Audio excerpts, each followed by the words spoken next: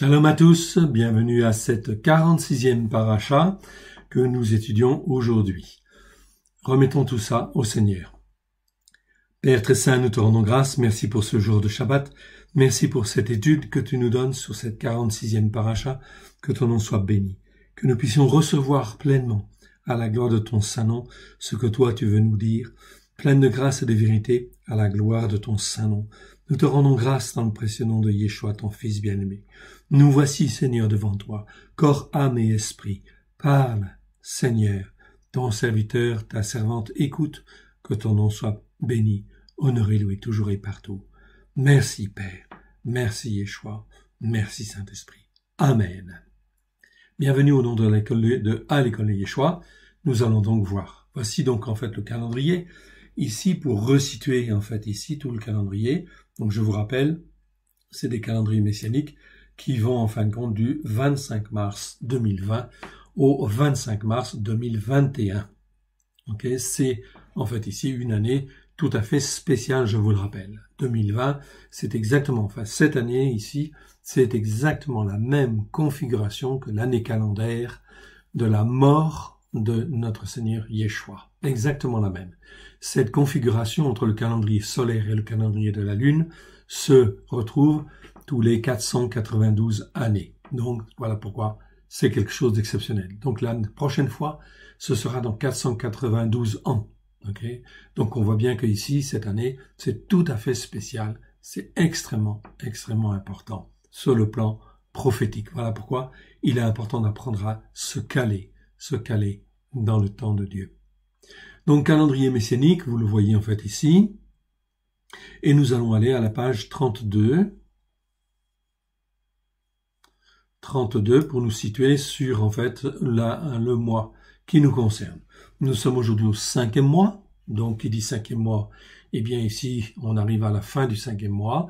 On arrive donc au 6e mois. Et après, ce sera les fêtes. Les fêtes d'automne, c'est-à-dire en fait des trompettes, fête de Kippour et fête de Sukkot, fête des tabernacles. 3 fêtes très importantes qui nous parlent bien sûr de la célébration, en fait ici, de la fin des temps, bien évidemment, aussi quelque part. C'est-à-dire des récoltes finales. Oui, bien sûr. Okay, dans l'Apocalypse chapitre 14, où on parle de la vendange et de la moisson. Toutes ces choses-là, en fait, cela nous parle de ça. C'est aussi la fête de tous ceux qui appartiennent à Dieu, qui sont comme des tabernacles. Cette fête des tabernacles est absolument merveilleuse et fantastique. Je vous encourage à la découvrir et à commencer à la pratiquer pour ceux qui ne le font pas. Et en fin de compte, cette fête est très importante, bien évidemment, une des plus importantes, puisqu'elle clôture en fait pratiquement tout. Okay, et donc là, elle est donc très importante de l'étudier. Toutes ces fêtes ont une dimension messianique et prophétique. Cela veut dire qu'elles ont aussi une dimension, éducative, formatrice, afin de nous former sur les racines hébraïques de la foi. C'est très important. Je vous encourage donc à les découvrir. C'est donc extrêmement, extrêmement important. Nous mettrons les vidéos, bien évidemment, sur le site très bientôt. Que Dieu vous bénisse, Dieu vous garde. Nous sommes ici donc le 5e mois. Ici, on avance. En fait, ici, on arrive à la 46e paracha. Nous sommes donc au 1er Shabbat, 2e Shabbat, 3e Shabbat, 4e Shabbat. Il y a donc 5 Shabbats dans ce 5e mois. Ici, nous arrivons donc ici au 46e. 46e, je vous l'agrandis, ça s'appelle Ekev. Ekev à la suite. À la suite de quoi? À la suite de quoi?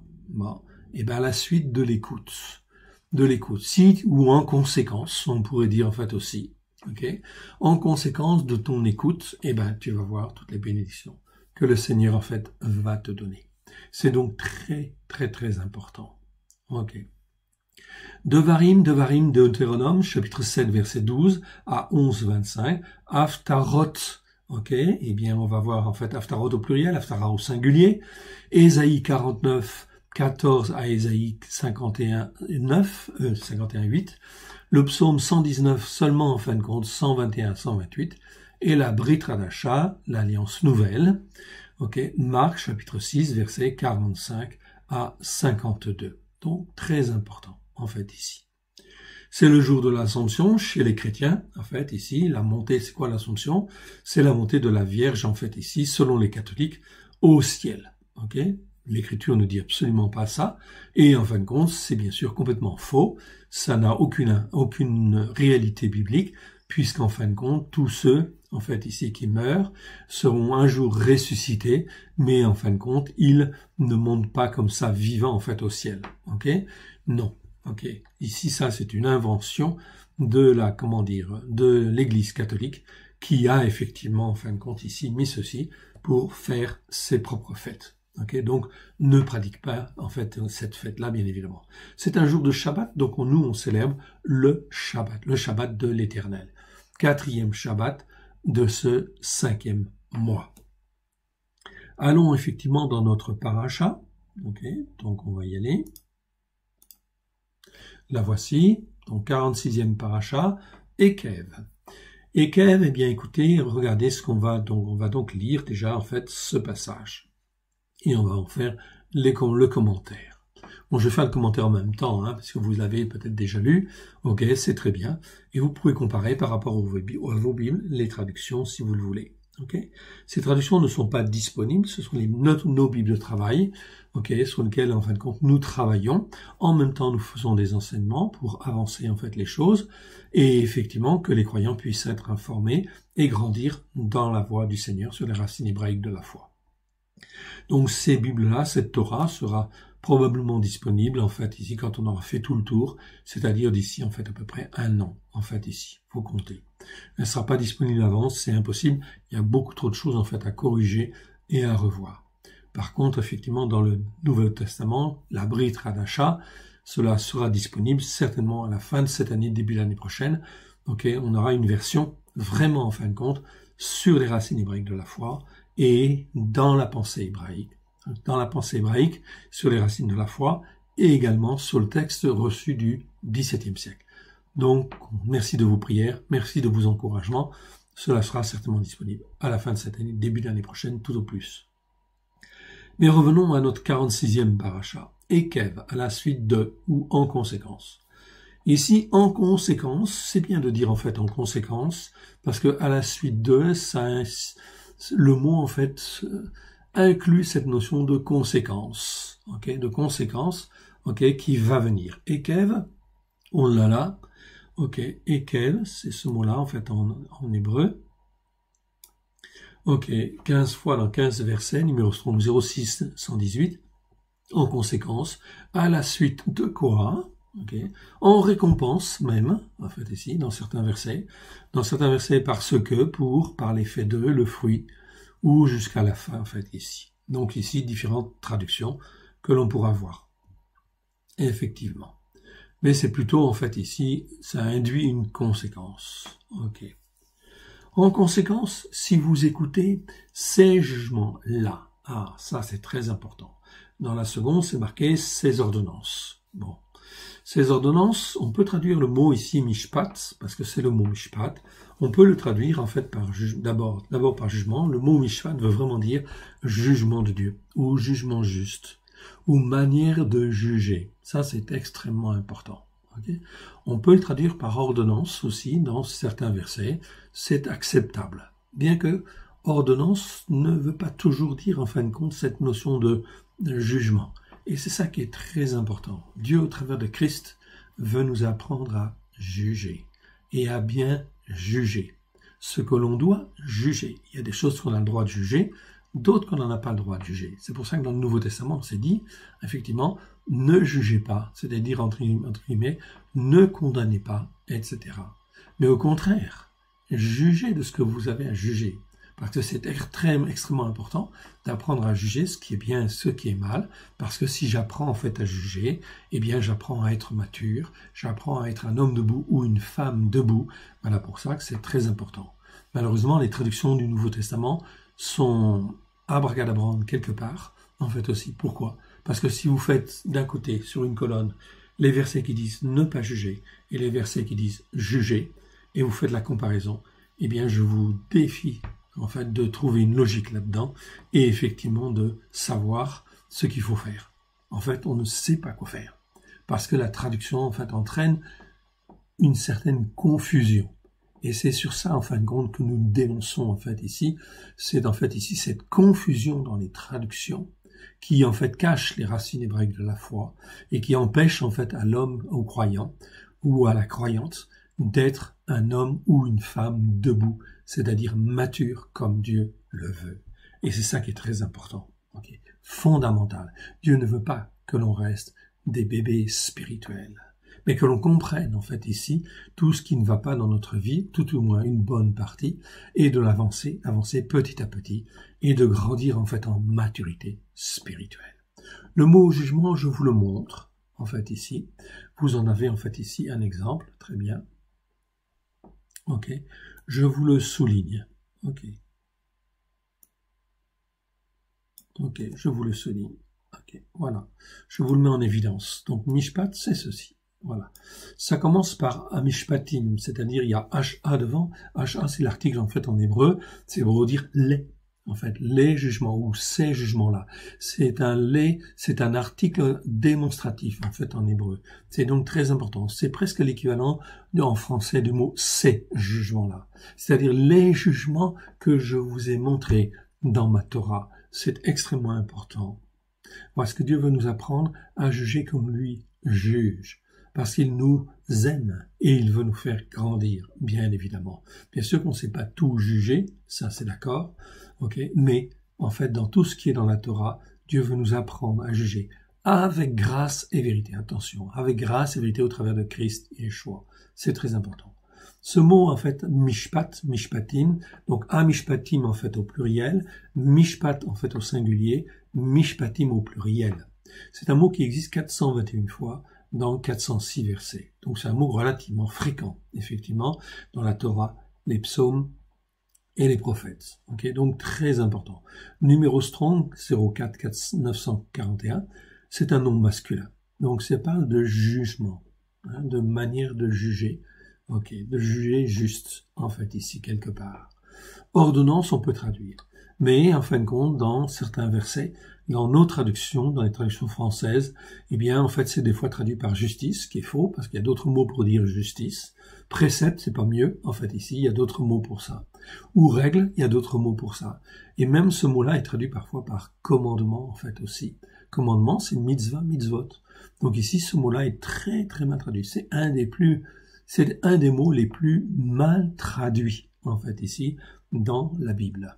Okay, malheureusement dans nos traductions.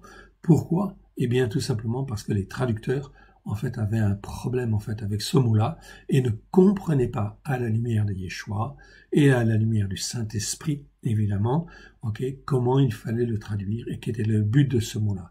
Le but de ce mot-là, c'est les jugements de Dieu.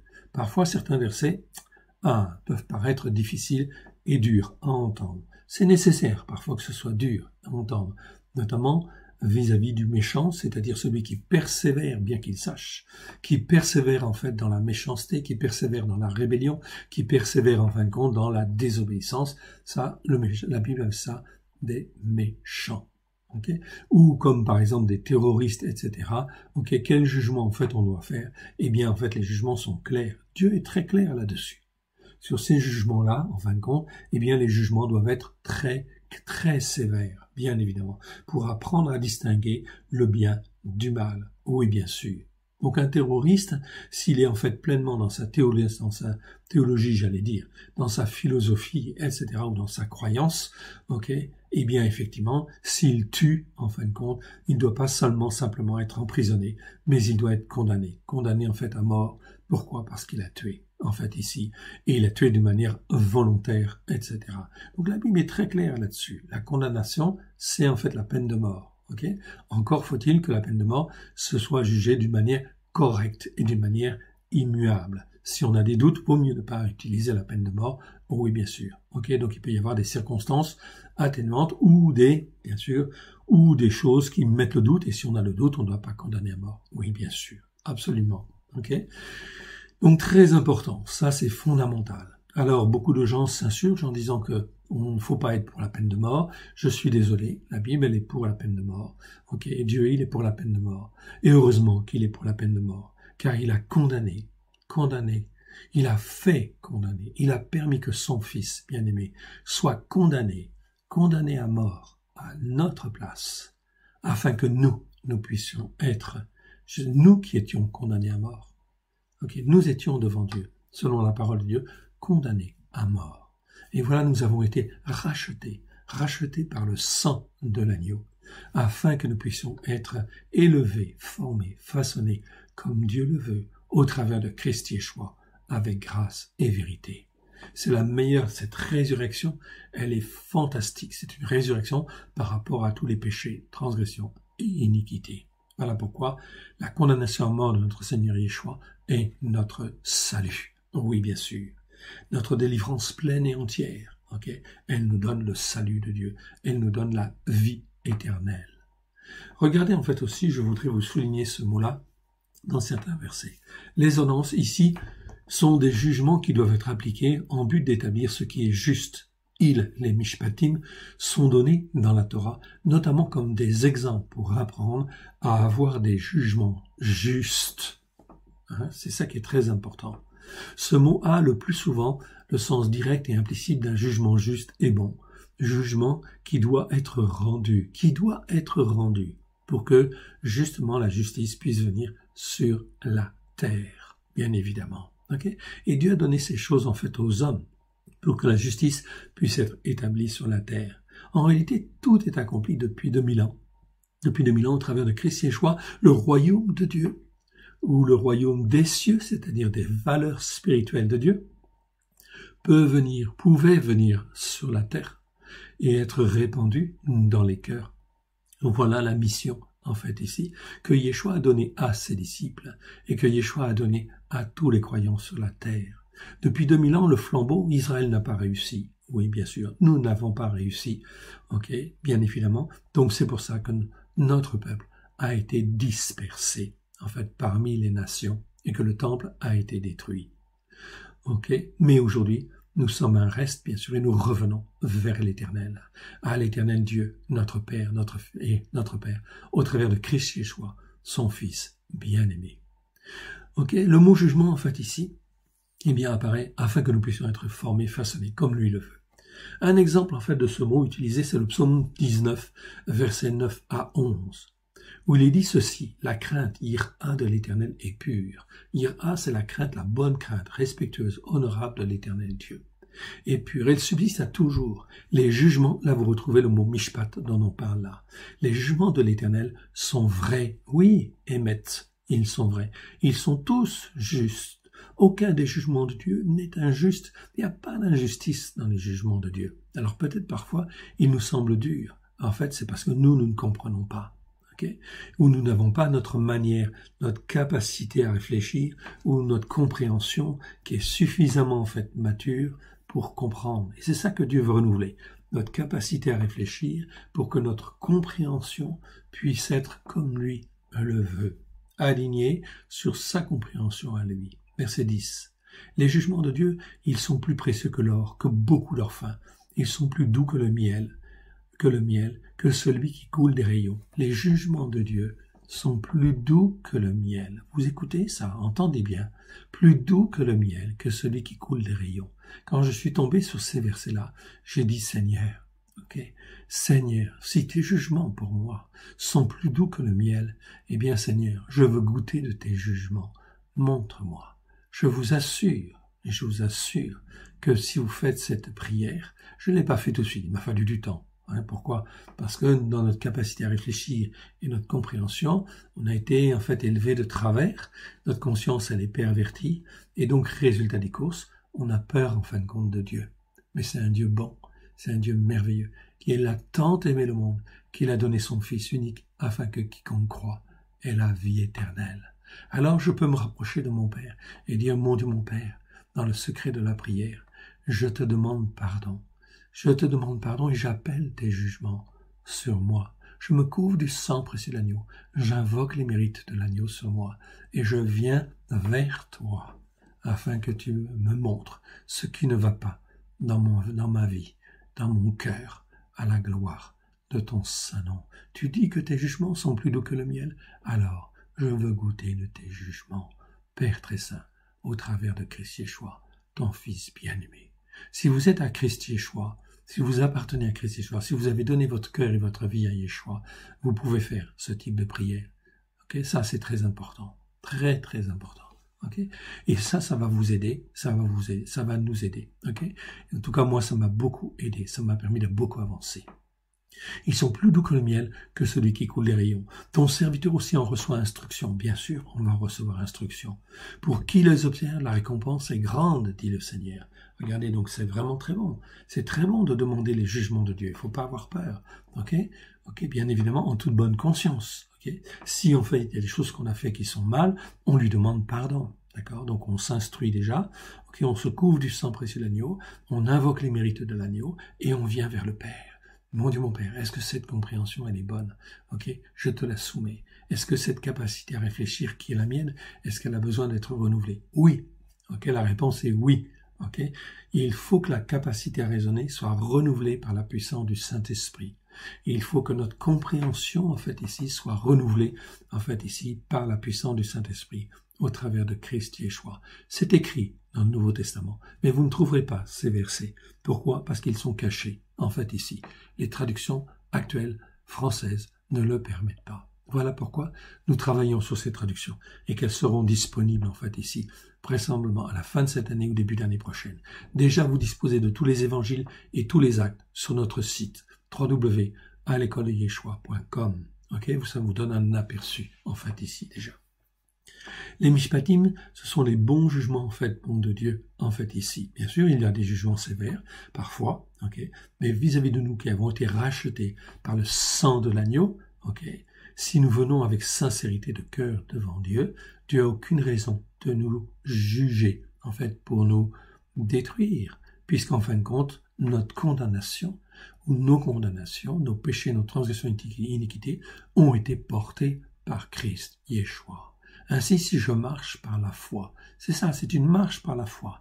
Je peux, en fin de compte, me couvrir du sang précieux de l'agneau, invoquer les mérites de l'agneau, aller vers le Père, le voile est déchiré, et en fin de compte, demander ses jugements. Cela prouve dans ce cas-là que nous faisons confiance à la parole de Dieu et à Dieu au travers de Christ Yeshua. Les mishpatim, bons jugements de Dieu, visent à nous corriger, à nous fortifier dans les voies de Dieu. C'est pour cela qu'ils sont, bien sûr, très précieux. Donc, jugement. Ok. Ceci était un aparté, mais un aparté très important. Si vous écoutez ces jugements-là, quels jugements-là? Les jugements que Dieu nous a donnés dans la Torah. Ok. Nous devons apprendre à juger comme Dieu juge. C'est ça qui est très important. Ce que nous n'avons pas à juger, on n'a pas à juger. On est bien d'accord. Mais dans notre territoire de juridiction, etc., nous sommes appelés à diriger. Okay? Donc, si nous sommes chefs quelque part, un chef de famille doit diriger. Okay? Une femme doit diriger sa maison, diriger sa vie, etc. Un enfant doit apprendre à diriger sa vie, en fait aussi. Donc, il doit apprendre à juger. Et il faut que les parents apprennent à leurs enfants à juger, mais à juger d'une manière juste. Ok. Voilà pourquoi ici, c'est le mot jugement qu'il faut mettre. Si vous écoutez ces jugements-là, les jugements que je vous donne, c'est très important. Hein. Encore une fois, ce mot-là existe plus de 421 fois, ici, dans 406 versets. C'est donc très important. Okay? Donc, on n'apprend pas cette manière de juger ici d'un seul coup, avec une seule lecture. Non, il faut méditer sur les Écritures, écouter les parachiotes, être enseigné à la lumière de Yeshua, etc. Donc ça, c'est très important.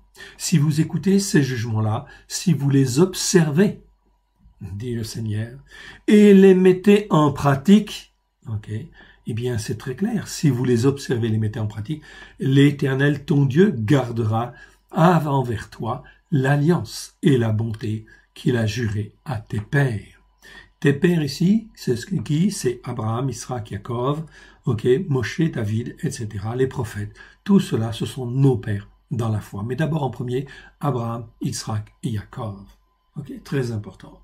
Est-ce que cela en fait concerne aussi les gens des nations? Oui, bien sûr, parce que nos pères dans la foi, que ce soit pour les juifs ou les non-juifs, ce sont toujours Abraham, Isaac et Jacob. Très important d'étudier en fait leur foi, de comprendre comment ils ont marché. Ceux-ci en fait sont nos pères dans la foi. Ce n'est en aucune manière tertullien. en aucune manière Constantin, en aucune manière Origène, ce qu'on appelle les pères de l'Église, catholique, etc. Tout cela ne sont pas nos pères dans la foi. Absolument pas. Voilà pourquoi je dois en fait me dégager de toutes ces doctrines et de tous ces enseignements erronés, de toutes ces viandes sacrifiées aux idoles qui sont là et qui sont en fait comme des enseignements qui polluent ma capacité à réfléchir et qui polluent notre compréhension des Écritures. C'est très important. On verra ça dans les traductions en fait du Nouveau Testament. C'est vraiment limpide. Quand on retraduit ce Nouveau Testament sur la pensée hébraïque, c'est limpide. Ça devient limpide. Donc écoutez les enseignements, et avancez. Si vous les mettez en pratique si vous les observez et les mettez en pratique, l'Éternel ton Dieu gardera envers toi l'alliance et la bonté qu'il a juré à tes pères. Donc là, on s'inscrit pleinement sur les racines hébraïques de la foi, sur les promesses que Dieu a faites à Abraham, Yitzhak et Jacob. Oui, bien sûr. Et nous avons un petit détail en fait ensuite. Il t'aimera, te bénira et te multipliera. C'est pas merveilleux ça? Il bénira le fruit de tes entrailles, le fruit de ton sol, ton blé, ton mou, ton huile, les portées de ton gros et de ton menu bétail, tout le pays qu'il a juré à tes pères de te donner. N'est-ce pas là des bénédictions extraordinaires? Mais bien sûr, Mais bien sûr que ces bénédictions, elles vont venir. Si quoi? À condition. En conséquence, si tu observes ici, c'est pas ces commandements, c'est pas ces lois. Tu observes ces commandements, ces lois, ça c'est dit dans d'autres parachas. Oui, bien sûr, ça c'est important. Ces commandements, ces lois, ces règles. Ici, on ne parle que des jugements. En fait, ici, c'est de la manière de juger. Comment tu juges, mon frère, ma sœur? Est-ce que tu juges d'une manière correcte? Est-ce que, en fin de compte, ta capacité à réfléchir a été renouvelée comme il convient pour avoir une compréhension comme il convenait? La réponse est non. Pourquoi?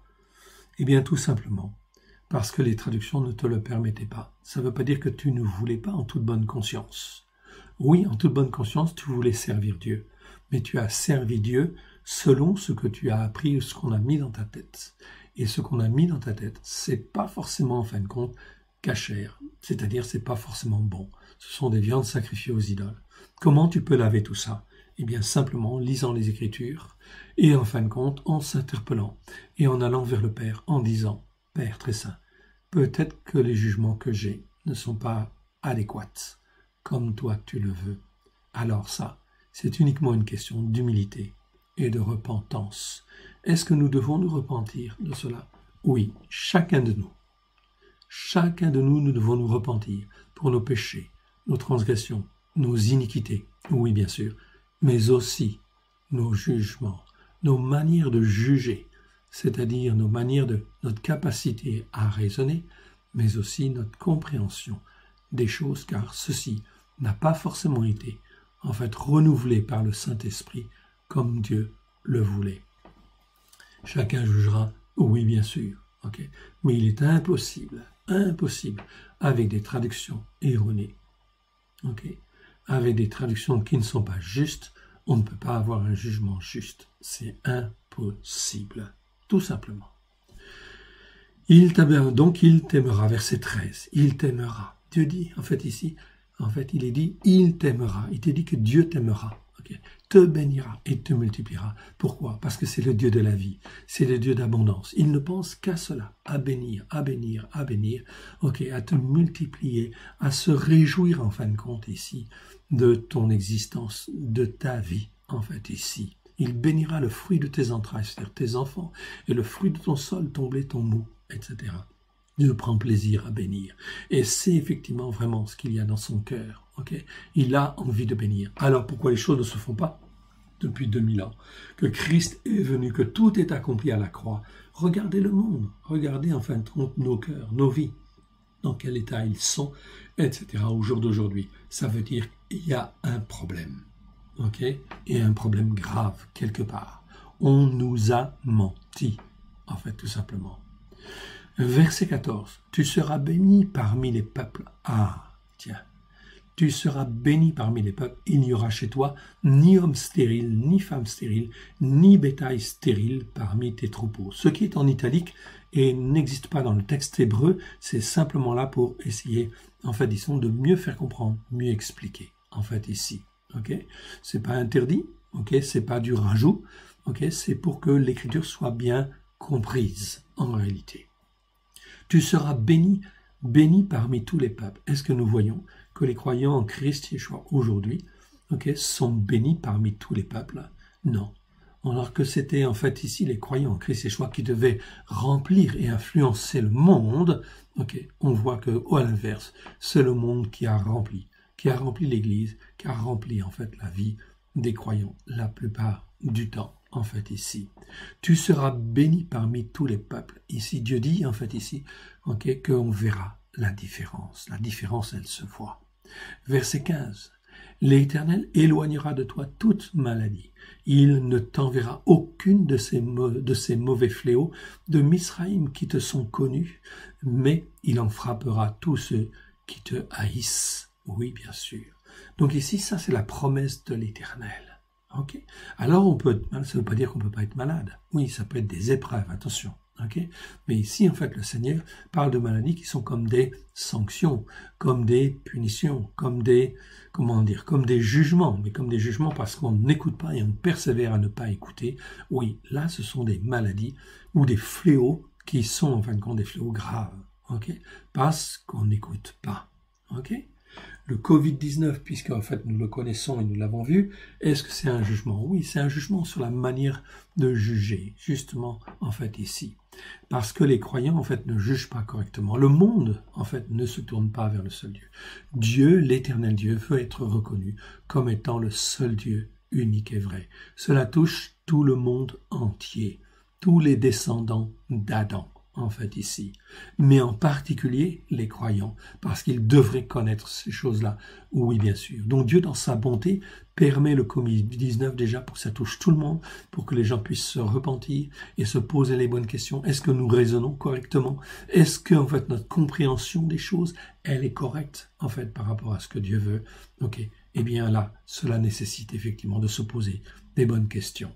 Sinon, il y aura d'autres en fait ici pestes, si je puis dire au sens général du terme, qui vont venir, ou des récidives qui seront en fin de compte, ok, plus meurtrières, etc., plus dommageables, etc.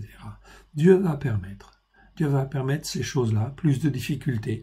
Pourquoi? Parce que Dieu, nous sommes dans la fin du temps des nations. Oui, mes frères et sœurs, la fin du temps des nations. Ok, donc la fin du temps des nations, c'est bien en fait en ce moment.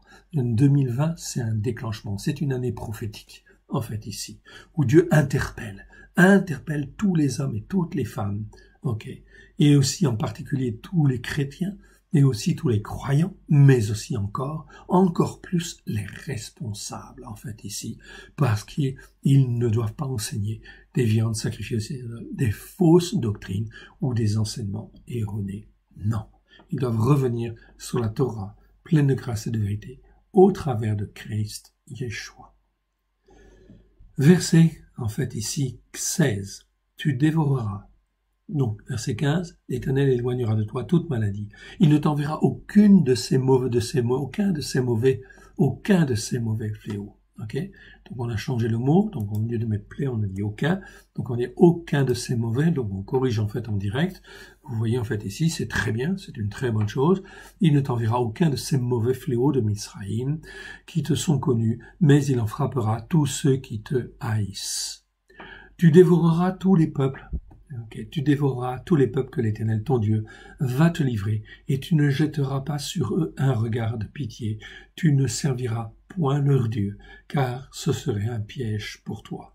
Même chose, en fait, dans les temps à venir, en fait, ici. Hier, c'était pour la conquête de Canaan, parce que les peuples, en fait, qui étaient sur la terre de Canaan, étaient un peuple où l'iniquité était, en fait,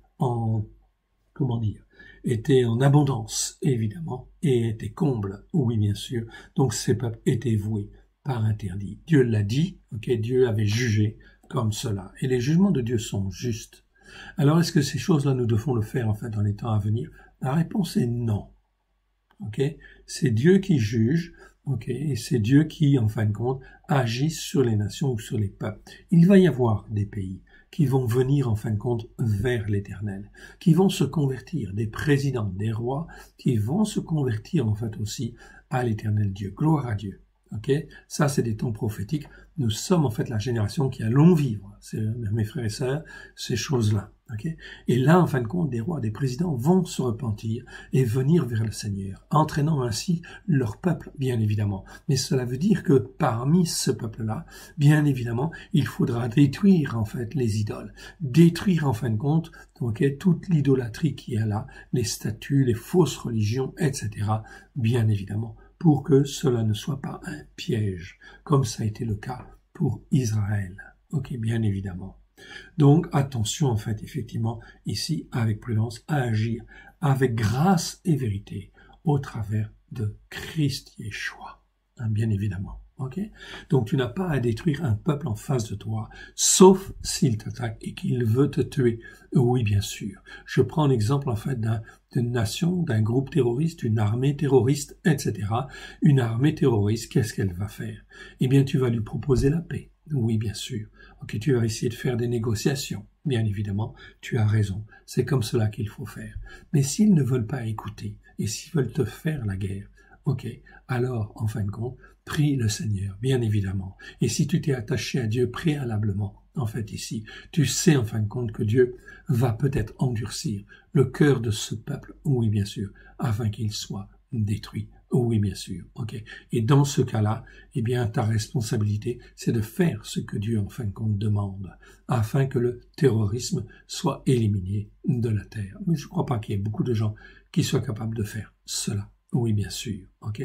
Bien que, en fait, ici, vous avez vu vis-à-vis de Daesh, les nations se sont entendues, en fait, ici, pour, en fin de compte, ici, détruire ce qui représentait Daesh. Ok. C'est quelque part une bonne chose. Oui. Mais c'est mieux de le faire avec Dieu, ok? Parce que si on ne le fait pas avec Dieu, ça entraîne beaucoup de dégâts collatéraux, etc. Et en fin de compte, ça, c'est pas souhaitable du tout. Donc il faut de la sagesse.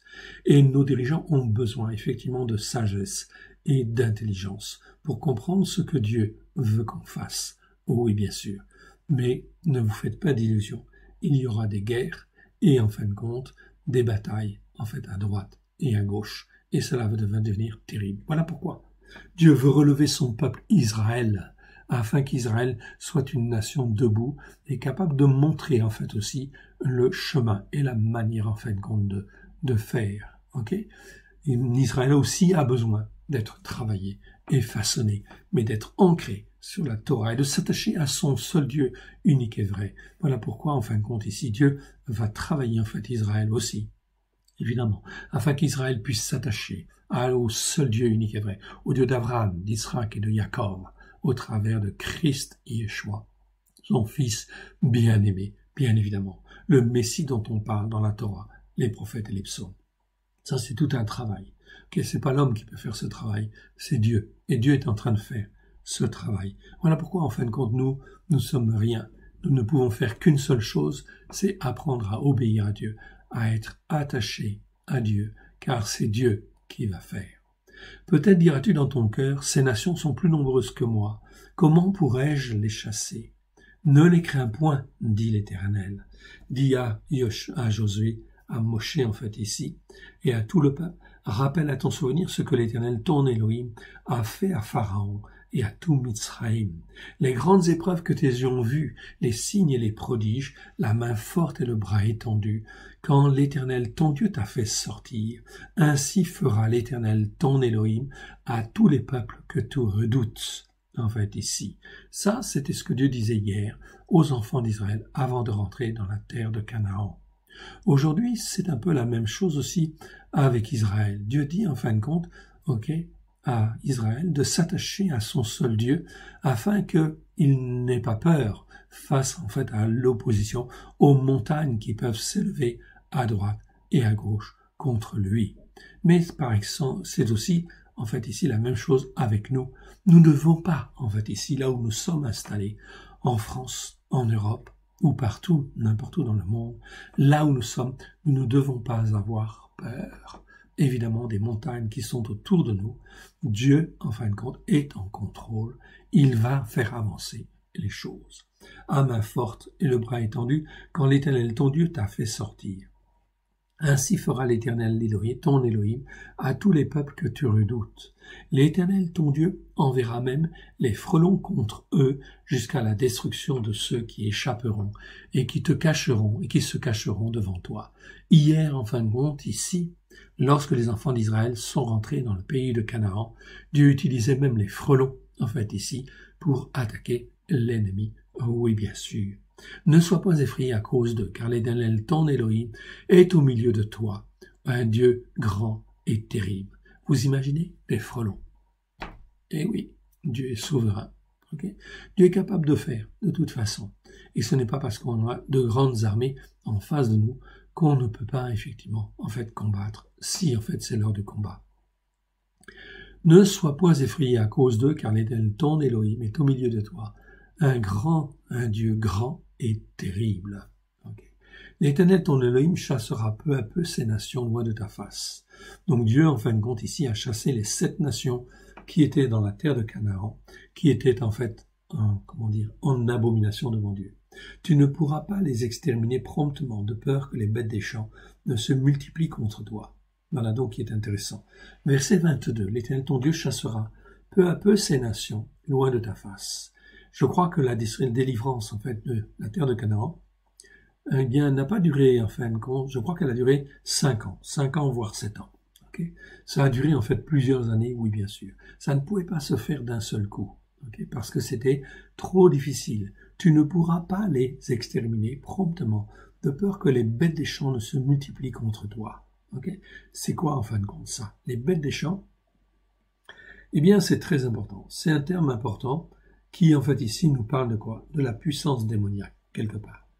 La puissance des démons. Donc, tu ne peux pas faire un nettoyage, en fait, ici, complet, d'un seul coup. Non, c'est pas possible. C'est pas possible, en fait, ici. Pourquoi? Parce que bête des champs, on va les voir. Petit o. Ah, il y a une petite erreur sur la référence, mais c'est pas grave. On l'a retrouvé, en fait, ici. C'est Raya Asédé. Ok? Voilà, je vous le souligne. Rayat Asadé. Okay. Rayat Asadé, ça veut dire en fait ce qui est vivant Asadé dans les champs. En fait ici, Rayat qui a vie dans les champs. Quel champ? Donc on traduit par bête des champs. L'expression qui parle ici des bêtes des champs ou des animaux des champs, comme dans 3.1, le serpent était le plus rusé de tous les animaux des champs que l'Éternel avait fait. Ah, très intéressant. On voit qu'ici le serpent, physiquement, ok, c'est un animal des champs, oui bien sûr, ok, qui est dans la nature, on va dire.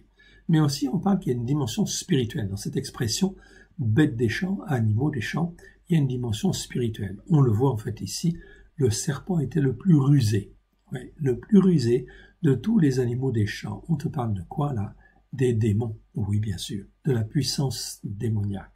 Voilà pourquoi, en fin de compte, quand on avance dans le combat spirituel, on doit effectivement avancer progressivement, étape par étape, avec Dieu, ok, avec Christ Yeshua, en premier, qui est le chef de l'armée de l'Éternel, comme Josué va le faire.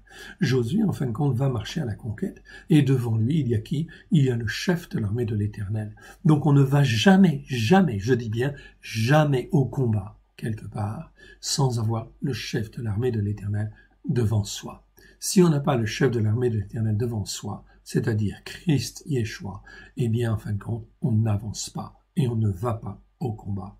Sinon, on risque vraiment une grave défaite.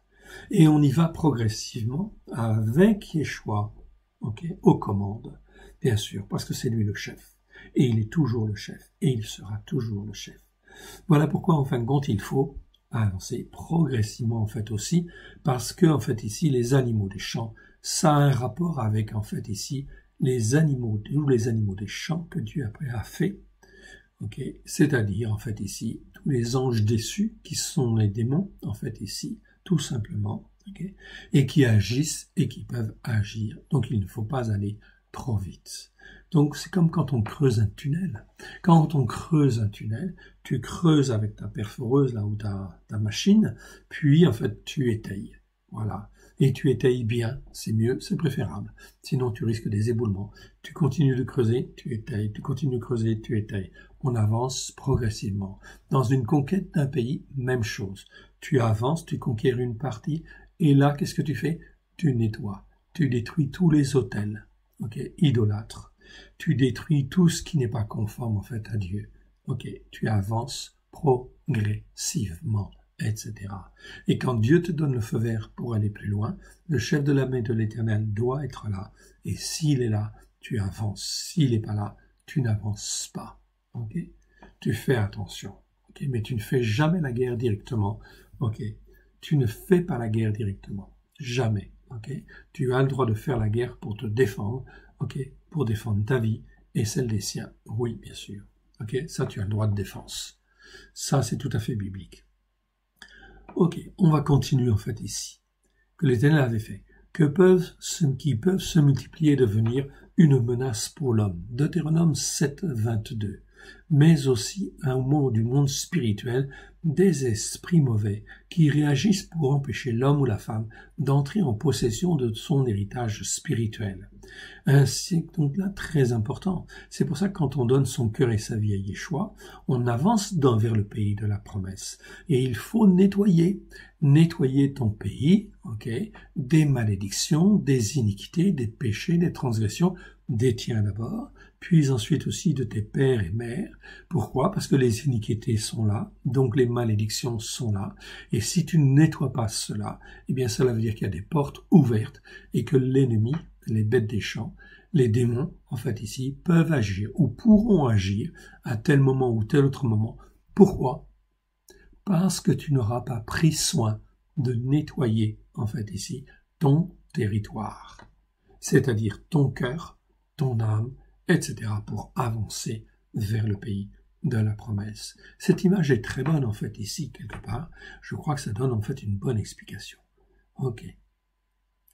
C'est ça qui empêche ici, mais aussi du monde spirituel des esprits mauvais, qui réagissent pour empêcher l'homme et la femme d'entrer en possession de son héritage spirituel. Là, en fait, il faut bien comprendre quelque chose de fondamental.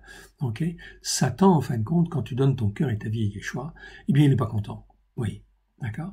Donc, il va utiliser tout ce qu'il peut utiliser, toutes les portes ouvertes, les malédictions, les iniquités qui n'ont pas été nettoyées, en fait ici, ok, il va les utiliser pour influencer, pour t'empêcher d'avancer, pour en fin de compte polluer ta compréhension, ta capacité à réfléchir et polluer ta compréhension. Voilà pourquoi c'est nécessaire de nettoyer. Et avec Dieu, bien sûr, Dieu laisse largement le temps, en fait, de moins, il laissait largement le temps pour le faire. Ok? Et effectivement, tu peux nettoyer ton territoire. Et c'est ça qui est très important, nettoyer son territoire. Chaque parcelle que l'on a conquis, eh bien, elle doit être nettoyée, rendue cachère, rendue propre, rendue sainte, rendue consacrée à l'Éternel. Ainsi qu'il est dit dans Ésaïe 34, verset 5. On parle là des brebis. Elles se sont dispersées parce qu'elles n'avaient point de pasteur. Elles sont devenues la proie de toutes les bêtes des champs. Oui, c'est exactement ça. Ok, parce qu'il manque des pasteurs. Il manque des bergers en réalité. C'est plutôt le mot berger qu'il faudrait utiliser parce que le mot pasteur a pris une mauvaise connotation, etc. C'est un titre honorifique. Ok, mais c'est pas ça que Dieu veut. C'est pas les honneurs.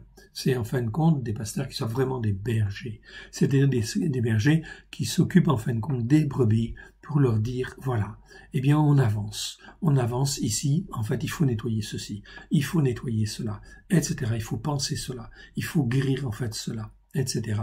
Si en fin de compte ce n'est pas fait, eh bien qu'est-ce qu'il se passe pour les brebis? Elles sont devenues la proie de toutes les bêtes des champs, c'est-à-dire en fin de compte de tous les démons qui existent et qui en fin de compte influencent et empêchent en fait ici les croyants, les brebis, de venir en fait vers le Seigneur Dieu Tout-Puissant au travers de Christ Yeshua. Pourquoi? Parce qu'elles sont égarées, tout simplement. Ok? Eh bien, il faut aller les chercher, ces brebis. Et pour aller les chercher, il faut d'abord que soi-même, on soit en fait rempli du Seigneur et qu'on soit lumière, bien évidemment. Car si je ne suis pas lumière et que je ne sais pas juger correctement, comment je vais dire en fait aux autres, ok, il faut juger comme ça, etc. Je ne sais pas forcément tout, mais dans ce que je sais, eh bien, je peux apprendre en fait aux autres. Ou dans Ézéchiel 34, verset 8, « Je suis vivant, dit le Seigneur l'Éternel, parce que mes brebis sont au pillage et qu'elles sont devenues la proie de toutes les bêtes des champs. Faute de pasteurs, faute de bergers qui s'en occupent, parce que mes pasteurs ne prenaient aucun soin de mes brebis, et qu'ils se paissaient eux-mêmes, c'est-à-dire qu'ils pensaient à eux d'abord, et ils ne faisaient point paître mes brebis, c'est-à-dire qu'ils ne s'en occupaient pas pour les nourrir comme il fallait. En fait, ici, on est là dans une dimension spirituelle très claire. Et Ézéchiel, en fait, ici, 34, Dieu est furieux contre les pasteurs qui n'enseignent pas les bonnes choses, en fait, aux brebis. Voilà. Et qui sont faits que les brebis ne sont pas soignées comme il convient. Il y a donc des portes ouvertes. Et effectivement, elles sont au pillage, etc. Je ne voudrais pas être à la place de ces pasteurs. Ok? C'est très important d'être renouvelé dans notre capacité à réfléchir et renouvelé dans notre compréhension, en fait, ici. Voilà ce que c'est que les bêtes des champs. Voilà pourquoi tu ne peux pas, en fait, ici, conquérir tout le pays d'un seul coup. C'est impossible, en fait, ici. Sinon, tu aurais une réaction, en fait, des méchants. Yeshua, il en parle. Quand tu chasses un mauvais esprit, qu'est-ce qu'il fait? Eh bien, ce mauvais esprit, ok, il s'en va, mais il revient. Okay? Et il essaie de rentrer de nouveau. Donc il faut tenir la place ferme. Donc il faut apprendre le combat spirituel et apprendre à se défendre, bien évidemment. Okay? Là, on est dans le combat spirituel. C'est ce combat-là qui est très important. C'est pas le combat avec les armes, hein. C'est surtout le combat spirituel qui est très important. Okay? Là où tu es. C'est pour ça qu'on n'a pas besoin d'armée aujourd'hui. Hier, tout ça, c'est des exemples pour nous montrer comment il fallait combattre. Aujourd'hui, notre combat, c'est nous n'avons pas à combattre contre la chair et le sang, mais contre les puissances démoniaques, les dominations qui sont dans les lieux célestes, les mauvais esprits, etc., et les autorités, etc., mauvaises. Okay, toutes ces choses-là, nous avons à combattre, oui, spirituellement. C'est très important. Et là, il faut prendre le casque du salut, l'épée de l'esprit, en fait, qui est la parole de Dieu, ok, la cuirasse de la justice qui, en fait, nous couvre, la ceinture de la justice, etc., l'épée de l'esprit qui est la parole de Dieu. Évidemment. Donc c'est un apprentissage, ça s'apprend. Oui, bien sûr, on apprend à combattre. L'Éternel, ton Dieu, te les livrera. Donc Dieu dit, ici, tu auras la victoire. Si tu marches avec Dieu, tu apprends à juger avec Dieu, tu apprends à juger comme Dieu le veut. Ok. L'Éternel Dieu dit, te les livrera. Il les mettra complètement en déroute jusqu'à ce qu'elles soient détruites. Tous tes ennemis, qui la plupart du temps sont des ennemis spirituels. Ok. Des ennemis spirituels. Okay. Ton ennemi, c'est pas ton prochain. Non, ton prochain, il y a peu de chances que ce soit ton ennemi. Ton ennemi, en fin de compte, c'est ton prochain ou c'est d'autres, mais c'est un derrière, c'est Satan. Ce sont des mauvais esprits qui agissent. Pourquoi? Qui sont là? Tout ça pour te nettoyer, te purifier. Mais l'Éternel, ton Dieu, dit, te les livrera. Il les mettra complètement en déroute jusqu'à ce qu'elles soient détruites. Jusqu'à ce que la puissance de l'ennemi soit détruite effectivement dans ta vie, etc. Donc Dieu va livrer. Il livrera leur roi entre tes mains, et tu feras disparaître leur nom de dessous les cieux. Aucun ne tiendra contre toi jusqu'à ce que tu les aies détruits. Ici, il y avait plus de 33, je crois. Okay, plus de 30, en fait, ici, c'est 31 ou 33, je ne sais plus, rois. Chacun de ces rois ont un nom. C'est pour ça que les noms, en fait, en hébreu sont très importants. Ça, en fin de compte, permet, en fin de compte, d'avoir des significations spirituelles. C'est pas l'objet de cette paracha, de cette étude, en fait, là, mais la délivrance, en fin de compte, du pays de Canaan, où il y a, en fait, plus de 30 rois qui sont nommés. Et ici, chaque roi, en fait, en hébreu, a une signification spirituelle. Bien évidemment. Il livrera le roi entre tes mains. Tous ces rois ont été livrés. Tu feras disparaître leur nom de dessous les cieux. Aucun ne tiendra contre toi jusqu'à ce que tu les aies détruits. Vous brûlerez au feu les images taillées de leur Dieu. Donc tout ce qui est statue, représentation directe et indirecte de ces faux dieux, de ces fausses représentations, ça doit être détruit. Ça fait partie des jugements de Dieu, des jugements que l'on doit avoir. Tu ne convoiteras point, tu ne prendras point pour toi l'argent et l'or qui sont sur elle. Même l'argent et l'or qui sont sur ces statues, ces images taillées, ça tu ne le prends même pas. Pourquoi? Parce que c'est souillé. De peur que ces choses ne te deviennent un piège, car elles sont en abomination à l'Éternel ton Dieu. En abomination, ça veut dire qu'en fait elles sont irrécupérables, et qu'elles sont tellement polluées que la puissance de Satan les a, complètement polluées. Et que si tu prends ces objets chez toi, eh bien tu prends en fait un objet qui est comme une abomination. Et de là peut émaner spirituellement, tu entends bien, émaner spirituellement dans ta maison des choses mauvaises. Voilà pourquoi vous ne devez jamais avoir dans vos maisons, en fait ici, des dragons par exemple qui viennent de la Chine, ou toutes sortes en fait d'objets, etc. Toute représentation du monde démoniaque. Toute représentation directe ou indirecte, etc., ça doit être nettoyé de nos maisons. Voilà pourquoi, en fin de compte, tout ça, ça permet, en fin de compte, de rentrer dans le pays de la promesse, en fait, ici, que Dieu veut nous donner. C'est ça, en fait, apprendre les jugements de Dieu, en fait, ici.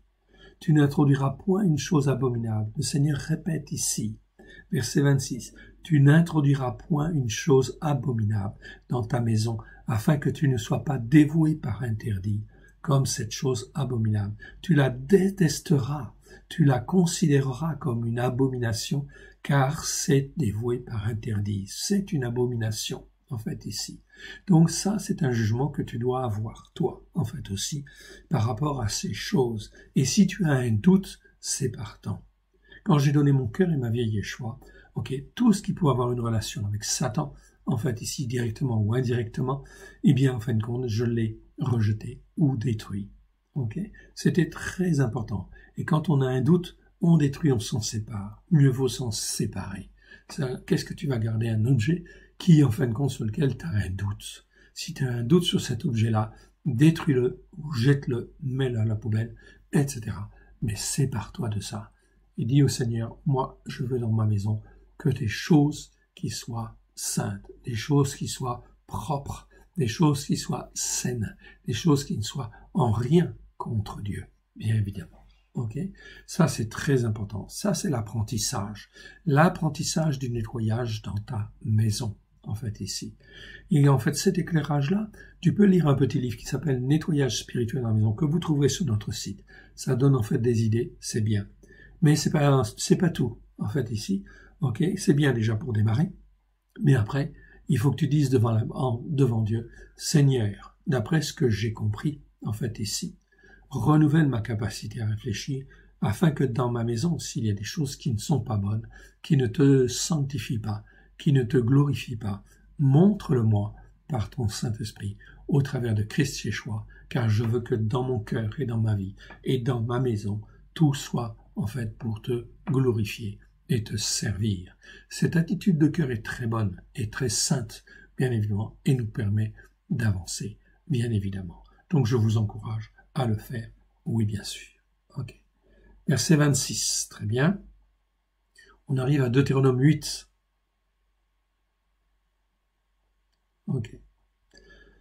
On va commencer Deutéronome 8. On s'arrêtera en cours de route. Et on fera une petite pause.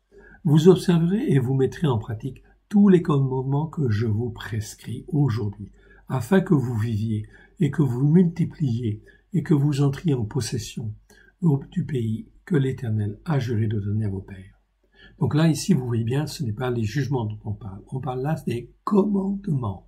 Vous observerez et vous mettrez en pratique tous les commandements. Commandements, je viens en fait ici, dans le commentaire. Vous l'avez là. Je vous le souligne. Mitzvah, mitzvot. Donc ce mot-là existe en fait en hébreu 181 fois dans 177 versets. Ce mot-là est généralement bien traduit. Donc c'est pour ça que même si on a des traductions qui sont faussées, il y a des mots qui sont bien gardés. Donc dans la première alliance, c'est bien traduit, mitzvah, mitzvot. En grec, c'est entolé. Entolé, c'est bien traduit aussi. Donc en fait ici, le mot commandement a été en fait ici curieusement bien traduit partout. Ça, c'est la main de Dieu, qui n'a pas voulu, en fait, ici, que les traductions soient faussées, au point, en fin de compte, qu'on ne garde pas les commandements de Dieu. C'est comme un signe. Donc, commandement de Dieu, ça a la même signification en hébreu et la même signification en grec. C'est pour ça qu'Yeshua dit, celui qui garde mes commandements, ok, c'est celui qui aime Dieu. Ok, celui qui, en fait, ici, aime Dieu, garde ses commandements, en fait, aussi. C'est donc très important. Et si vous gardez, en fait, les commandements, mes commandements, eh bien, en fin de compte, moi et le Père, nous ferons notre demeure en vous. Le mot commandement, en fait, ici, est très important. Voilà pourquoi ici, les 10 paroles qu'on a vues la semaine dernière, ok, qui sont traduites par les 10 commandements, ok, bon, là, effectivement, ça devrait être au moins respecté, en fait, ici, parce que ce sont des paroles, en fin de compte, de Dieu, qui sont comme des commandements, et bien évidemment, en fait, ici, c'est même des lois, en réalité.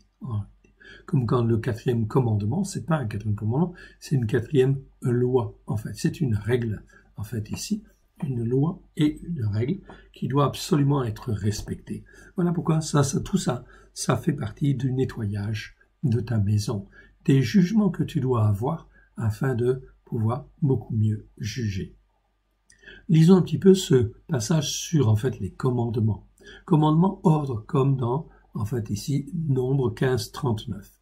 Vous vous souviendrez de tous les commandements de l'Éternel. Ok, de l'Éternel, pour les mettre en pratique, de tous les commandements, pour les mettre en pratique. Donc, très bien. Dans la Brit Hadasha, l'alliance renouvelée, ou nouvelle plutôt, le mot grec pour commandement est entolé, ce que je vous disais tout à l'heure, il se prononce entolé. Ainsi, nous avons une correspondance exacte entre le mot hébreu mitzvah et le mot grec entolé. C'est la même chose. Exactement la même chose, qui veulent dire strictement la même chose. Commandement, ordre. Yeshua les utilise. Il résume notamment en disant que toute la Torah et les prophètes, okay? Alors ça c'est très important, dépendent essentiellement de 2 commandements principaux qu'il nous donne dans Matthieu 22, versets 36 à 40. 36, maître. Donc ici un scribe était en train de poser la question en fait à Yeshua. Il lui disait, maître, quel est le commandement, quel est le plus grand commandement de la Torah? Bien évidemment, il dit la Torah, il dit pas la loi, lui, hein, okay? De la Torah, en fait, ici. Okay? Donc Yeshua va répondre.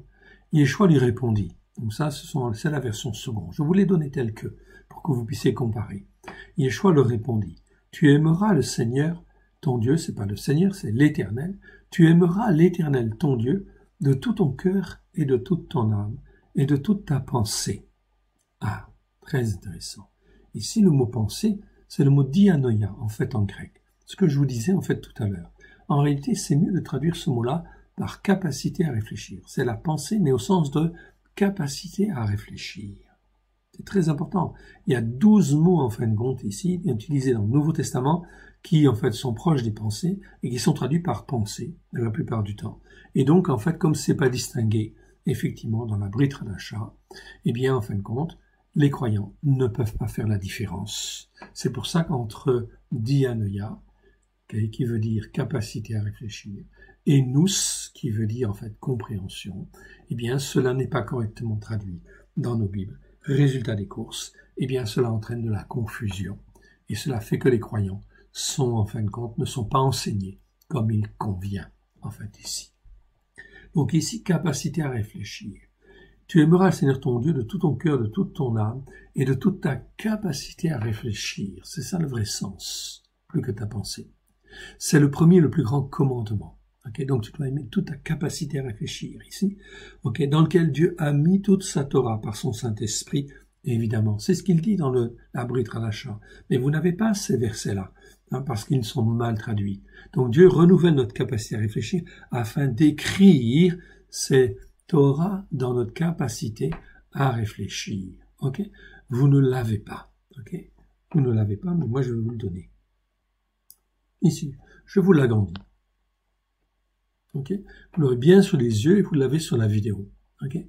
Chapitre 8, verset 10. Ce que Paulos en fait nous dit. Car ce qu'il nous dit réellement, parce que faites pas attention aux traductions, hein, parce que quand on dit en fait que Paulos il a dit ceci, Paulos il a dit cela, qui est contraire effectivement à la Torah, ça c'est complètement faux. La preuve, c'est que Paulos, en fait, ici, est pleinement sur la Torah, les prophètes et les psaumes. Okay? Mais les traductions que nous avons, en fait, les traducteurs ont perverti le sens de certains versets et les traductions sont faussées à tel point que, en fait, nous sommes dans l'erreur. Mais regardez ce que Paulos, en fait, dit bien, en fait, ici. Vous pouvez vérifier avec le texte grec du XVIIe siècle.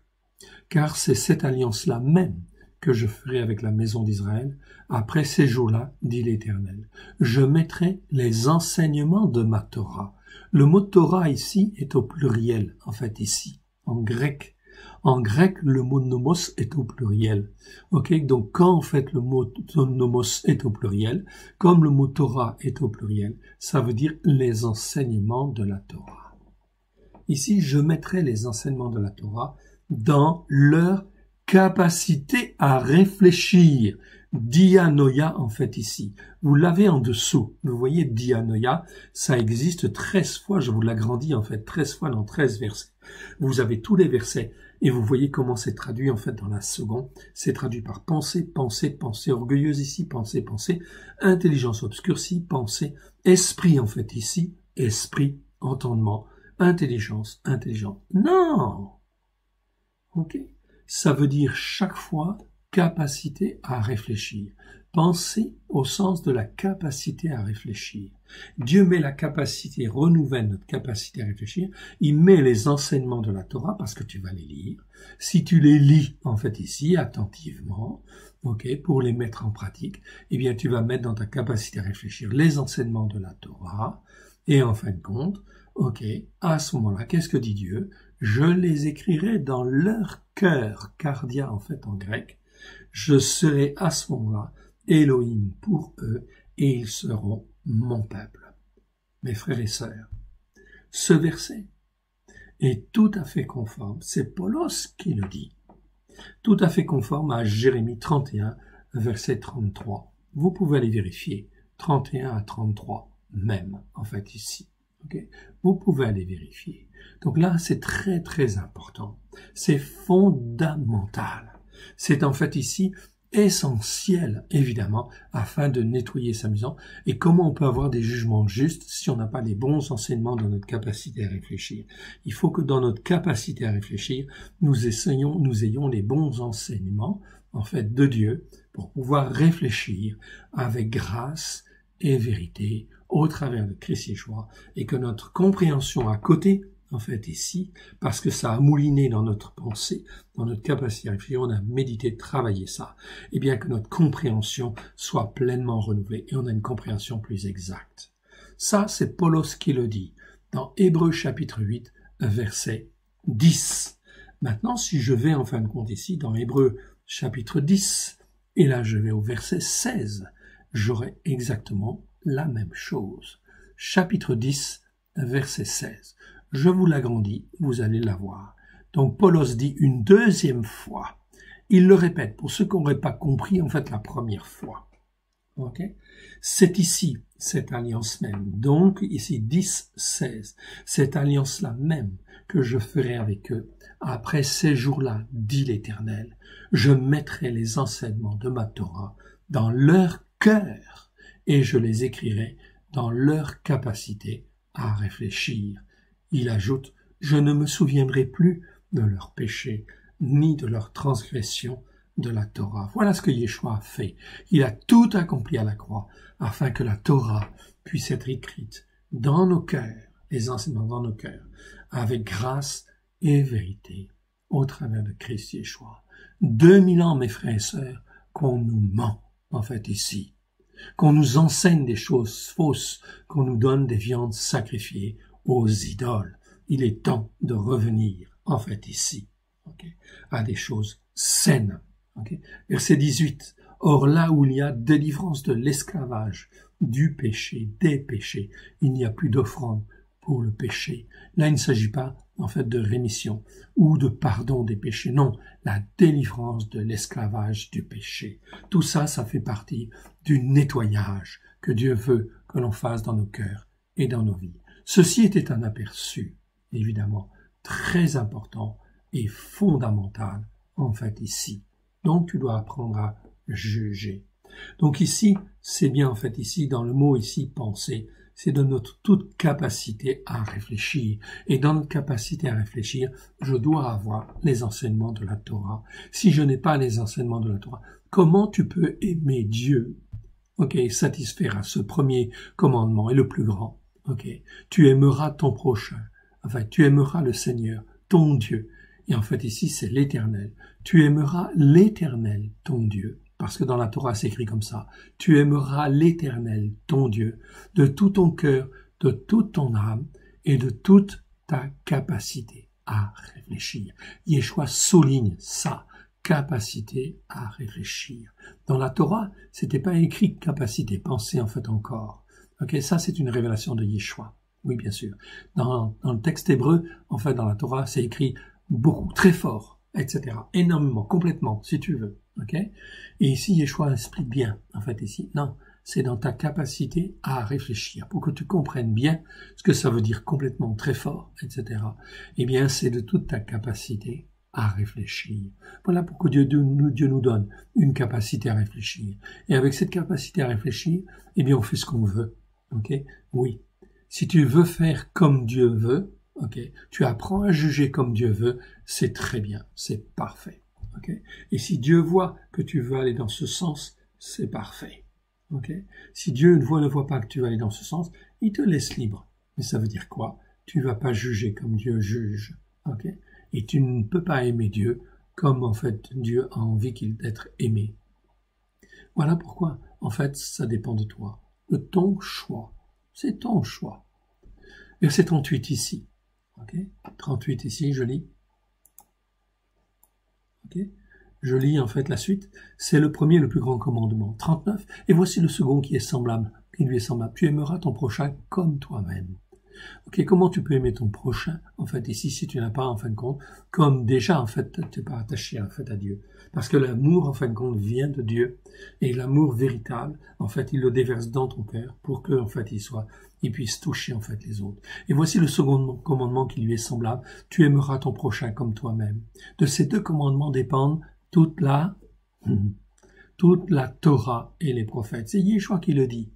Toute la Torah et les prophètes, c'est résumé dans ces deux commandements-là. Mais il faut que ta capacité à réfléchir soit renouvelée. Et ta compréhension, en fait, aussi. Sinon, ça va pas aller. D'autres versets témoignent de l'importance du respect des commandements dans la Brit Hadasha. Dans la Brit Hadasha, l'alliance nouvelle. 1 Corinthiens 7, 19 nous dit notamment l'observation des commandements de Dieu est tout. 1 Corinthiens, chapitre 7, verset 19. Qui a écrit, en fait, les épîtres aux Corinthiens? Paulos. Paulos n'est pas dupe. Donc il sait bien, en fin de compte, que le mot commandement, c'est le même sens dans l'hébreu et en fait en grec. L'observation des commandements de Dieu est tout. Tu observes tous les commandements de Dieu? C'est bien. Ok? Il n'y en a pas que 10, hein, il y en a 613. Ne dis pas que c'est beaucoup. Okay? Parce qu'en France, il y a combien de lois et de décrets? Okay? Il y en a plus de 100 000. Et si tu vis en France, tu es censé en fait respecter toutes les lois et de connaître toutes les lois. Okay? Tu es condamnable en fait selon les lois françaises, etc. Okay? Tu seras jugé selon les lois françaises. Et nul n'est censé en fait ignorer la loi. Okay? Ici, enfin, Dieu n'a pas besoin de 100 000 décrets ou lois. Non. 613 commandements. Donc en France, il y a plus de 100 000 lois. En Allemagne, il y en a plus autant, certainement presque. Ok, dans chaque pays, en fait, il y a des lois, etc. Des lois et des lois, des lois, des lois. Dieu n'a besoin que de 613 commandements, hein, vous entendez, pour en fait gérer le monde, tous les peuples. Ok, tu écoutes les commandements de Dieu et Dieu viendra faire sa demeure en toi. Ok, d'autres versets témoignent. En fait, ici, donc 1 Corinthiens 7, 19 nous dit, c'est Paulos qui dit l'observation des commandements de Dieu est tout. Luc 1, 6.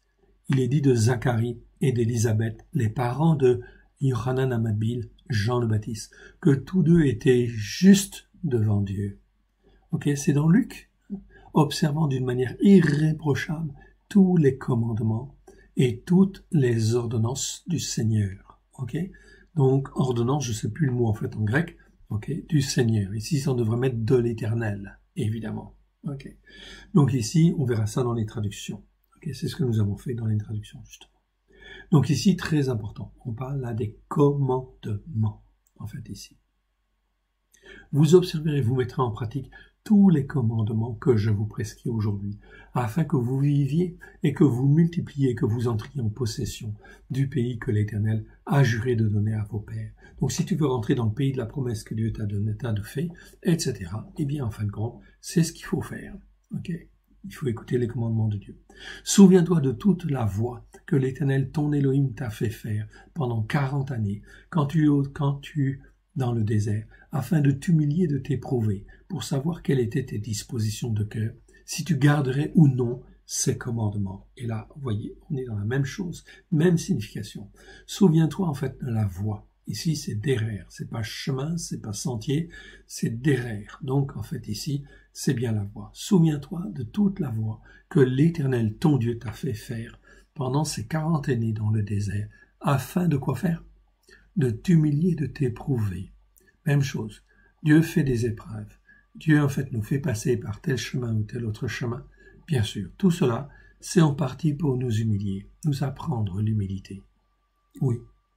Afin que notre orgueil soit émondé, taillé. Ok. Et en fait, de t'éprouver. Ici, c'est bien éprouver, de t'éprouver. Et en fin de compte, ici, c'est bien marqué. Okay, pour te tester, en fait aussi quelque part, pour savoir quelles étaient tes dispositions, les dispositions de ton cœur, et si tu garderais ou non ces commandements. Ah, et bien voilà, toute notre vie, eh bien c'est beaucoup en fin de compte aussi de tests et d'épreuves, dans lesquels en fait ici Dieu nous teste. Est-ce que nous voulons garder en fait ces commandements ou pas? Si nous faisons le choix de garder ces commandements, eh bien nous avons raison, et Dieu va nous en faire sortir, bien sûr, de l'épreuve, et il va nous donner la victoire. Peut-être l'épreuve va disparaître, mais si tu n'as pas compris, en fait ici, eh bien l'épreuve va être refaite. Dieu va le faire. S'il considère par son Saint-Esprit que c'est nécessaire, il va te travailler jusqu'à ce que tu comprennes. Ok ? Jusqu'à ce que tu comprennes. Et si tu ne comprends pas de toute ta vie, eh bien c'est dommage pour toi, parce que tu ne vas pas rentrer dans le pays de la promesse que Dieu en fin de compte avait prévu pour toi. C'est-à-dire dans le plan, en fait, ici, que Dieu avait prévu pour toi. Oui, bien sûr. Ça nécessite l'obéissance et la soumission. Ok ? L'humilité, bien sûr, et la repentance. Il t'a humilié, il t'a fait souffrir de la faim, il t'a nourri de la manne que tu ne connaissais pas et que n'avaient connu tes pères, afin de t'apprendre que le descendant d'Adam ne vit pas de pain seulement, mais que le descendant d'Adam vit de tout ce qui sort de la bouche de l'Éternel. Amen. Ici, c'est très important ce verset. On est en train de te parler du descendant d'Adam. Okay? Il ne s'agit pas là, en fin de compte, simplement des croyants. On te dit ici, c'est Adam. Okay? Le mot, c'est Adam. Vous le voyez en fait ici. Je vous le montre. Adam, en fait ici, 521 fois dans 521 versets. Chaque fois que j'ai ce mot-là, la plupart du temps, c'est traduit par homme. Mais je peux pas traduire par homme, parce qu'en fait, si je choisis de traduire ish par homme, eh bien, en fin de compte, pour qu'il n'y ait pas de confusion, il faut que je traduise Adam par descendant d'Adam. C'est pas Adam lui-même, c'est le descendant d'Adam, okay, celui qui est chair, en fait ici. Eh bien, il doit apprendre. Il ne vit pas de pain seulement, c'est-à-dire du pain de la terre, okay, mais il doit se nourrir de la parole de Dieu, de la manne du ciel. Oui, bien sûr, il doit apprendre à vivre de la parole de Dieu, de tout ce qui sort de la bouche de l'Éternel. C'est écrit ici. Mais que le descendant d'Adam vit de tout ce qui sort de la bouche de l'Éternel. La chose est très claire ici. Il n'y a pas 36 religions, en fait, ici. Les hommes ont fait des religions, oui. Mais Dieu dit en fait ici dans sa parole que c'est ici, cela concerne tous les descendants d'Adam. Voilà pourquoi nous devons apprendre à juger. Est-ce qu'une autre religion, en fin de compte, est saine? La réponse, en fait, selon la Torah, est très claire.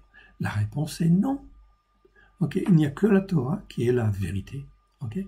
Donc toutes les religions qui existent, cela veut dire qu'il y a des puissances spirituelles qui agissent, et comme ça ne vient pas de Dieu, eh bien ça vient de qui? Ça ne vient que du démon, en fait, ici quelque part.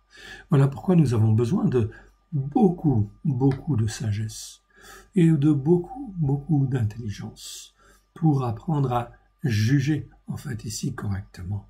Mais une chose est sûre, ok, toute religion qui existe sur la terre, ok, est dans l'erreur dès lors qu'elle n'est pas posée sur les fondements de la Torah, des prophètes et des psaumes à la lumière de Yeshua.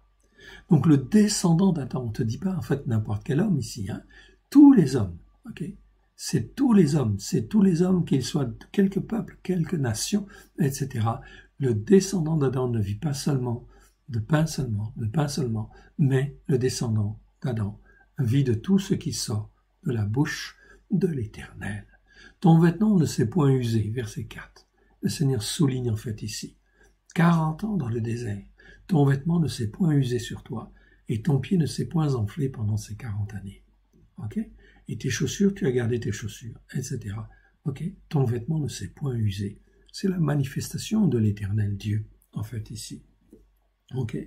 Reconnais en ton cœur que l'Éternel, ton Elohim, te châtie comme un homme châtie son enfant. Reconnais dans ta vie que cette chose qui arrive, eh bien, c'est un châtiment de l'Éternel, non pas pour me punir et me détruire, non, mais pour me corriger. C'est un châtiment pour corriger, un châtiment pour instruire, un châtiment pour façonner.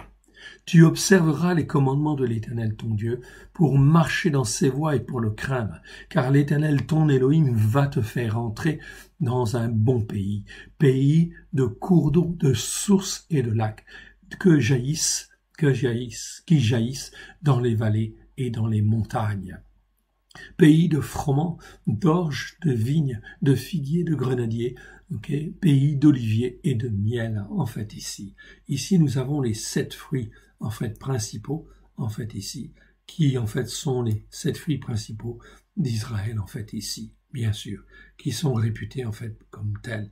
Ce qu'on appelle les 7 espèces, okay, les 7 espèces qui chantent la gloire de Dieu dans le pays d'Israël, en fait, ici. Pays où tu mangeras du pain avec abondance, où tu ne manqueras de rien. Dieu dit en fait ici, tu ne manqueras de rien, tu seras en abondance. Pays dont les pierres sont du fer et des montagnes duquel tu tailleras les reins. Donc pays où il y a en fin de compte, si tu creuses et tu exploites cela, il y a du fer bien évidemment, ok, et il y a de l'airain en fait ici. Donc tu auras tout ce que tu auras besoin en fait ici. Lorsque tu mangeras et te rassasieras, tu béniras l'Éternel ton Dieu pour le bon pays qu'il t'a donné. Garde-toi d'oublier l'Éternel ton Elohim, au point de ne pas observer ses commandements ici, ses jugements, on rappelle en fait ici les jugements, la manière de juger en fait ici, donc c'est pas ses ordonnances, hein, et ses règles en fait ici que je te prescris aujourd'hui. C'est écrit dans la Torah. Il suffit de lire avec un peu d'attention, un peu de grâce et de vérité, et d'apprendre à mettre en pratique. Lorsque tu mangeras et te rassasieras, lorsque tu bâtiras et habiteras de belles maisons, lorsque tu verras multiplier ton gros et ton menu bétail, s'augmenter ton argent et ton or, s'accroître tout ce qui est à toi, prends garde que ton cœur ne s'enfle et que tu oublies l'Éternel, ton Elohim, qui t'a fait sortir du pays de Mitzraïm et de la maison des esclaves. C'est là aussi quelque chose de très important, c'est d'apprendre à rester attaché à Dieu et d'apprendre que tout ce que nous avons, ça vient de Dieu. Ok ? Et ça, c'est très important, afin que notre cœur ne s'enfle pas. Donc ici, maison d'esclaves qui t'a fait marcher dans ce grand et affreux désert où il y a des serpents brûlants, des scorpions dans les lieux arides et sans eau, et qui a fait jaillir pour toi de l'eau du rocher le plus dur, qui t'a fait manger dans le désert la manne inconnue de tes pères, afin de t'humilier, de t'éprouver pour te faire encore du bien. Donc Dieu nous met dans les épreuves de la même manière en fait ici qu'hier. Ok, il nous fait passer en fait ici par tel chemin ou tel autre chemin pour nous humilier et nous éprouver, non pas pour nous détruire, mais pour nous apprendre à marcher comme lui le veut. Et plus je vais avancer vite, plus je vais dire oui Seigneur, ta parole est la vérité. Plus en fin de compte tu ouvres ton cœur en fait à cela, plus tu vas avancer vite. Oui, bien sûr, etc. Dieu va te former au travers de son Saint-Esprit, afin de t'humilier, de t'éprouver, pour te faire ensuite, quoi? Du bien. du bien. Garde-toi de dire en ton cœur, ma force est le pouvoir de ma main, moi acquis ses richesses. Alors là, c'est surtout pas ce qu'il faut dire. Ma force, en fait, ici, c'est donc koar. En fait, ici, on retrouve, c'est la force au sens de pouvoir, en fait, quelque part, ou la capacité de l'homme, ou des anges, ou de Dieu. En fait, ici, koar. Ok. Mais en fait, ici, on a un problème avec le mot suivant, en fait, ici. Otsem. Otsem, pouvoir plutôt que puissance, en fait, ici. Donc, si je traduis Otsem par pouvoir, en fait, ici, on va dire, ma force est le pouvoir de ma main, moi qui ses richesses. Donc, on peut avoir un petit problème de traduction entre deux mots, en fait, ici, qui sont presque pareils. Ma force est le pouvoir de ma main, moi qui ses richesses. Non, non. Souviens-toi de l'Éternel, ton Elohim, car c'est lui qui te donnera le pouvoir, ok, le pouvoir de les acquérir. Ok, bon ici vous voyez on a mis force en fait ici, donc ici, bon on est un petit peu embêté en fait ici pour traduire le mot koar. Je pense qu'en fait c'est mieux de traduire en fait ici, comment dire, le mot en fait ici, koar par pouvoir, ok, et le mot otsen, bon, on va dire en fin de compte, peut-être puissance, bien qu'il y ait un autre mot pour dire puissance, mais ici, ça va être peut-être plus correct. Pourquoi? Parce qu'en fait, ici, ok, mon pouvoir, ici, ok, par mon pouvoir, ok, mon pouvoir, parce qu'en fait ici, le mot force, c'est plutôt le mot ose. Ose, c'est plutôt, en fait ici, pouvoir, c'est plutôt force. Et si j'utilise le mot force pour le mot ose, eh bien, effectivement, ici, pour le mot koa, eh bien, je vais peut-être utiliser le mot pouvoir, ce sera certainement mieux, en fait, ici. Et ici, la puissance, en fait, ici, donc ici, c'est presque comme Gebura, bien que c'est pas le mot Gebura, c'est Otsen. Otsen, c'est difficile à dire, on peut le dire puissance en fait ici, des fois force, etc. Ici dans le texte c'est traduit par mon corps en fait ici, ça nécessite un petit peu de recherche supplémentaire, donc je ne vous donne pas définitivement en fait que en fait Otsem ça veut dire puissance, parce qu'en fait ici je n'ai pas la réponse en fait ici. Donc on va laisser en fait puissance pour le moment, ok, parce que je n'ai pas d'autres mots en fait en français. Ok. Donc la puissance de ma main m'a acquis ses richesses. Souviens-toi. Ok. Souviens-toi de l'Éternel ton Elohim, car c'est lui qui te donnera le pouvoir de les acquérir, afin de confirmer, comme il le fait aujourd'hui, son alliance qu'il a juré à tes pères. Si tu oublies l'Éternel, ton Elohim, que tu ailles après d'autres dieux, si tu le sers et te prosternes devant eux, je vous déclare formellement aujourd'hui que vous périrez. Vous périrez comme les nations que l'Éternel fait périr devant vous, parce que vous n'aurez point écouté la voix de l'Éternel, votre Elohim. Amen. Ici, c'est très important d'écouter ça. Tout ça, ça doit se lire lentement et méditer dessus. Bien évidemment. Nous sommes en fait arrivés au chapitre 9. Nous allons effectivement faire une pause et nous reprendrons tout à l'heure. Que l'Éternel vous bénisse et vous garde. Shabbat shalom à tous.